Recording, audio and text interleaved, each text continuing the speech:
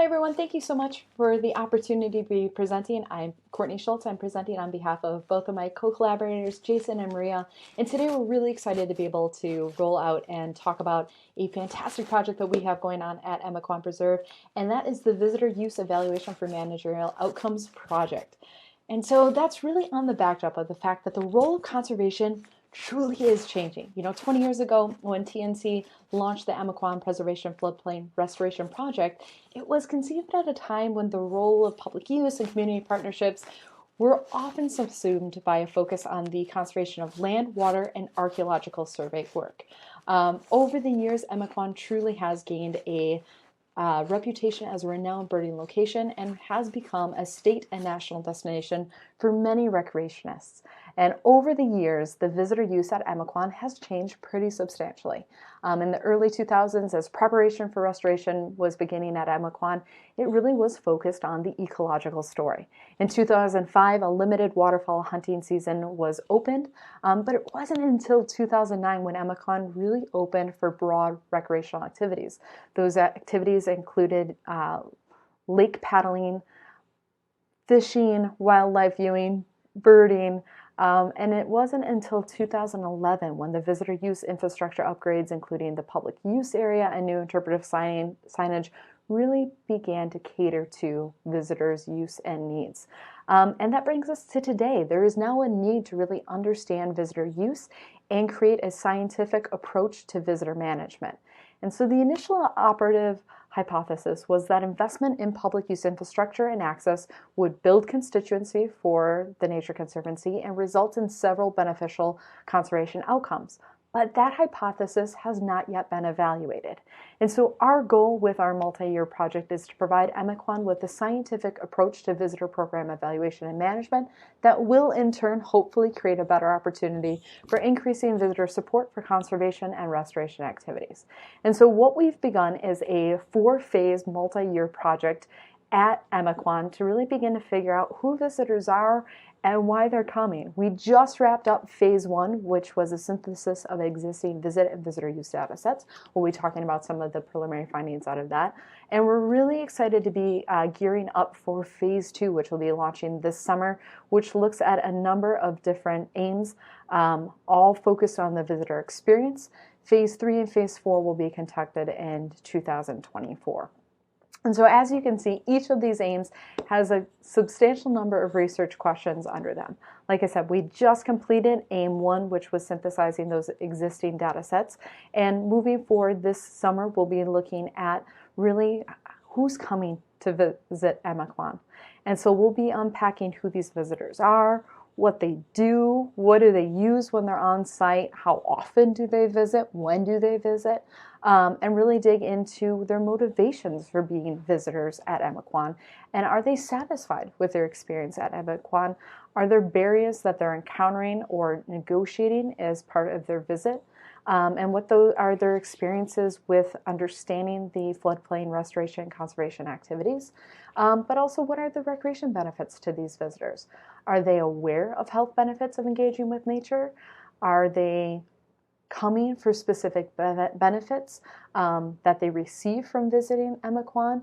And how can we think about, from a managerial approach, to maximize the benefits that recreational visitors are getting as a result of their visit to the site? And aim 5, we're going to really be digging into visitors' perceptions and awareness of the floodplain restoration and conservation activities at Emiquon. So we want to know what visitors really perceive of all those activities. And does visitor engagement with different communication modalities impact their visitor pro-conservation attitudes? Really thinking about how do we take someone that is a casual visitor to Emiquon and promote and help them on their journey into becoming a really ardent supporter of TNC's mission and efforts, and thinking about what can be done to maximize visitor awareness and support for ongoing activities around the restoration and conservation at Emiquon itself. But we also want to make sure that we're focusing on those non-visitors and the latent demand for recreation experiences at Emiquon. So we want to dig into who are the non-visitors. Why are people choosing not to visit Emiquon? Are there barriers discouraging the use of Emiquon? Are there equity issues perpetuated by management approaches or decisions? For instance, right now, to use the lake, you have to have a boat to launch. There is no shore or bank fishing. And so that might be an equity issue that we can dig into a little bit more and explore what that management approach means for visitors. But really, we're looking to understand if Emiquon is currently best serving the needs of the public. And with that, reconsidering with the evolving understanding of conservation, how Emiquon may or may not be creating local partnerships with its constituents and its visitors, and what that might mean for the broader relationship building and ultimately helping TNC move its mission forward. And so there was a lot of data that we were able to dig into for our phase 1 data synthesis. And we'll be going through just a brief overview of some of the key initial results. For those of you who are interested, we do have a full report that we can share out. But there were 6 broad data sets that we dug into for this particular data synthesis. The first was our waterfowl hunting waivers. We also looked at our lake access waivers. We looked at special events, presentations, and tours. We examined the research permits. We looked at traffic counts, and we also looked at the Forbes Spring waterfowl aerial estimates to see if the bird traffic had any impact on visitor use. And so the synthesis of existing data was looked at between 2015 to 2021 when available. There were some instances where we were missing data or data wasn't able to be collected in a year, and so we adjusted our analysis to account for that missing data. And so when we look at the waterfowl hunting waivers, there were 1,809 adult waterfowl hunting waivers completed between 2015 and 2019, which comes out to an average of 362 waivers a year. What was really interesting to find that while 9 states were represented in those waivers, 96.7% of those waiver participants are indeed coming from Illinois. All of our analyses focused only on adult waivers, but we did note that there were 71 youth waivers completed in this time frame, which averaged out to 18 waivers on average in a year. And so while there were 249 unique zip codes reported on these waivers over the 5-year span, again, the majority of those and the top 10 reported zip codes are all coming from Illinois. We see a very similar thing with the lake access waivers. There are significantly more lake access waivers. 5,870 adult lake access waivers were completed in that 5-year time frame, which comes out to an annual average of 1,174 waivers. Again, we saw that the majority of those participants are coming from Illinois, despite the fact that there are 29 states represented in these waivers. There were 505 unique zip codes reported in this data set in a much broader, as you can see in this map, a much broader national representation. And so a little bit more travel is occurring for these lake access waiver participants compared to the waterfowl hunting access waivers. Again, we briefly looked at the youth waivers. They were not included in our analysis, but 449 youth waivers were completed for an annual average of 90 waivers. The other thing that we really wanted to look at was these special events and presentations. And so Emiquon offers a number of different special events where it's presenting information to large groups of individuals. They're also conducting presentations and tours, and we wanted to see what the impact of that was in terms of reach and number of individuals being engaged with that. So between 2015 to 2021, there were 35 special events at Emiquon, and there were 195 presentations and tours in that same range.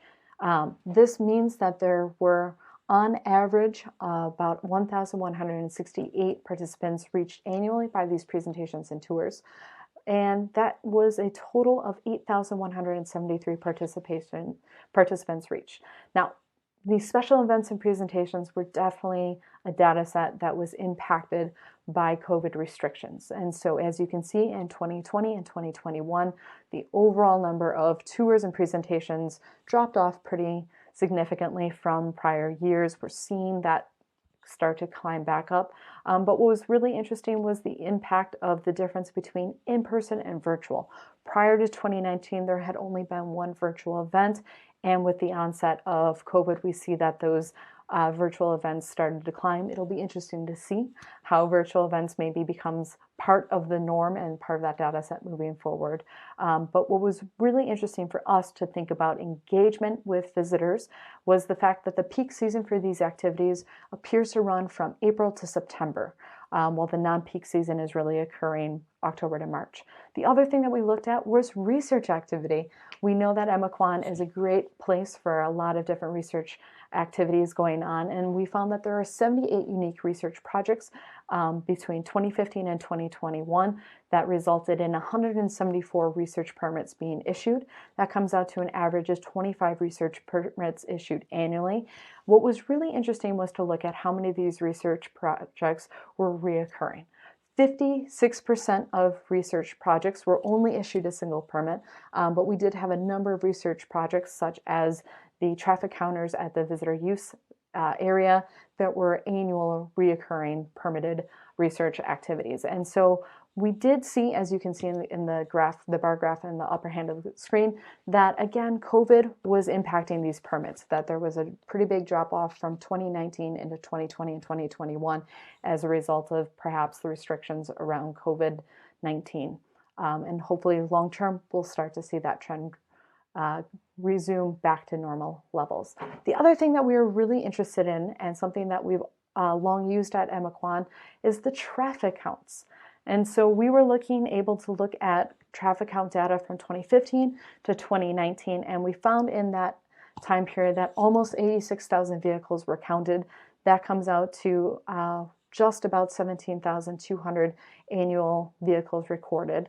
60% of that overall traffic is recorded Monday to Friday. But the really interesting thing to note is that the highest visitation days annually are on Saturdays and Sundays. And so when we looked at this across year and across month, what we found was that there was once again a peak season for high volume of vehicle traffic counts that ran May to October. June and July really see the highest visitation for the number of traffic counts. And we utilize these traffic counts to help us estimate the annual visitors.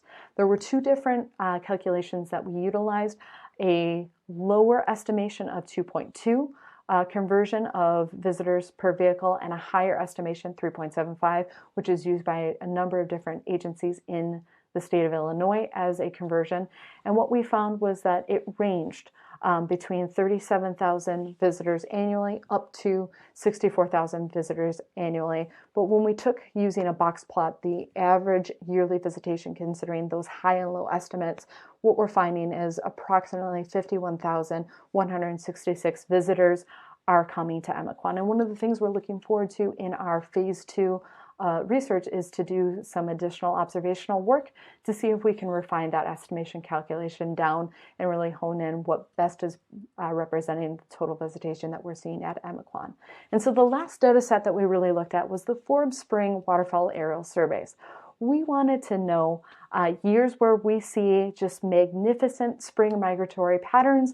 Was that influencing the number of folks that were coming to Emiquon for potentially bird watching?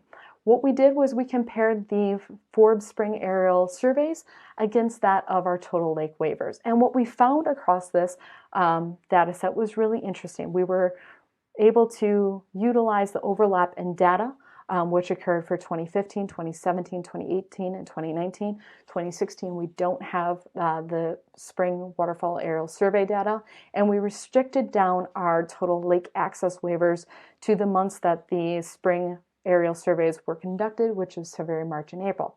And when we overlaid that analysis, what we were able to find was in years where we had really peak total bird estimates in 2017 and 2019, that we also saw peaks in the total number of lake waivers being completed.